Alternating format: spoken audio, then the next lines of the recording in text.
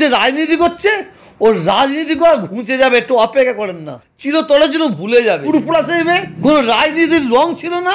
আমার ভাইবোকে আমি অস্বীকার করবো?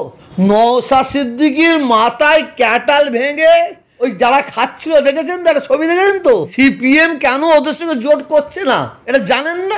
জানছে ওর পাল্লায় পড়লে আমাদের ক্ষতি হবে, ওই জন্য ওকে ছেড়ে বাদ দিয়ে দিয়েছে। ও সামনে হই হই আর তলায় তলায় খুব ভালোই বন্ধুত্ব। এত মানুষ কোনোদিন মরেনি, শুধু মানুষ কাঁচা কবর দেখেছে।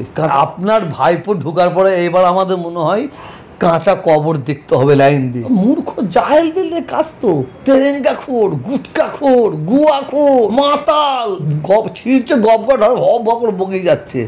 আপনারই ভাইপো নওশাদ সিদ্দিকী একসময় বলেছিলেন যে অভিষেক ব্যানার্জিকে হাইটে কালীঘাটে পাঠিয়ে দেবো, কিন্তু এখন দেখা যাচ্ছে ডায়মন্ড হারবার দেখেন অভিষেক ব্যানার্জির বিরুদ্ধে তো দাঁড়ানো তো দূরের কথা, ময়দান ছেড়ে পাইলেছে।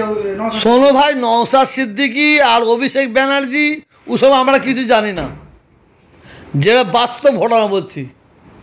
আমরা বাংলার হিন্দু, বাংলার মুসলমান, আমরা মা বোন ভাইয়েরা একটাই জিনিস জানি, বাংলায় হিন্দু মুসলমান যে ভ্রাতৃত্ব, যে ভালোবাসা ছিল, সেটা কীভাবে ধরে রাখতে হবে 2024-এ সেইটা আমরা ভোট দিয়ে আমরা তার প্রমাণ করব। বাংলায় কোনো ধর্মকে নিয়ে রাজনীতি করা যাবে না। বাংলার মানুষ তারা রাজনীতি করবে, বাংলার মানুষ ভোট দেবে, সাম্প্রদায়িকের বিরুদ্ধে ভোট দেবে, সম্প্রীতির পক্ষে ভোট দেবে, উন্নয়নের পক্ষে ভোট দেবে। কে নওশাদ, কে অভিষেক, কে অধীর চৌধুরী, ওসব আমরা দেখব না, ওসব আমরা দেখব না। আমরা বাংলায় আমাদের একটাই পরিচয়, আমরা হিন্দু নয়, মুসলমান নয়, খ্রিস্টান নয়, আমরা মানুষ। অতএব মানুষ হিসাবে আমরা ভোট দেবো সাম্প্রদায়িকের বিরুদ্ধে, উন্নয়নের পক্ষে। আর একটা কথা, যে পীর পরিবারের ছেলে, যেহেতু আপনাদেরকে মানে গোটা বাংলা গোটা বিশ্বের মানুষ আপনাদেরকে বিশ্বাস করে, যেহেতু একটা পীর পরিবারের ছেলে বারবার বলেছিল যে ডায়মন্ড হারবারে দাঁড়াবো, এখন পিছনে হাঁটছে, একটা বিশ্বাসঘাত হয়ে গেল। কেন পীর পরিবার করছেন? ঘোড়ার ডিমটা চালের মধ্যে দু একটা কালো মাল থাকবে না? চালের মধ্যে দু একটা কালো থাকতে পারে তো। আমি পীর পরিবারের ছেলে, আমি যদি কোনো ভুল করে ফেলি তার জন্য আমার দাদা হুজুর 5 হুজুর দায়ী থাকবে? আমার পীর পরিবার দায়ী থাকবে?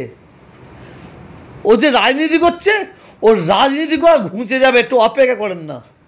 ওই রাজনীতি করা চিরতরের জন্য ভুলে যাবে। এমনিতে তো হুজুর আপনার সোশ্যাল মিডিয়া আজকে মুসলমানের মধ্যে মিল নাই, ঐক্য নেই। যে মিল ঐক্য ছিল সেটা ওর দ্বারা কতটা ধ্বংস হয়েছে সেটা বাংলার মানুষকে জিজ্ঞাসা করলে বুঝতে পারবেন। বাংলায় পুরোপুরা সাহেবে কোনো রাজনীতির রং ছিল না, সে রংটা ওর দ্বারা কতটা নিয়ে এসেছে, মানে এসেছে দেখলে জানতে পারবেন। এমনিতে নওশাদ সিদ্দিকী কিছু করলে তো এমনিতেই তো বলে যে তোয়া সিদ্দিকীর ভাইপো নওশাদ সিদ্দিকী, তো বলতেই পারে তো।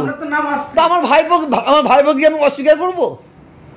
নওশাদ সিদ্দিকীর মাথায় ক্যাটাল ভেঙে ওই যারা খাচ্ছিল দেখেছেন তো, একটা ছবি দেখেছেন তো, তারা ফায়দা নিয়েছে। সিপিএম কেন ওদের সঙ্গে জোট করছে না এটা জানেন না? যখন কংগ্রেস সিপিএম জোট হয়েছিল তখন কি হয়েছিল? লাভ কার হয়েছিল? কংগ্রেসের লাভ হয়েছিল, 3টে না 4টে সিট পেয়েছিল। আবার সিপিএম, কংগ্রেস আর আইএসএফের যখন জোট হলো, কংগ্রেসও 0 হয়ে গেল, সিপিএমও 0 হয়ে গেল, একটা সিট পেল।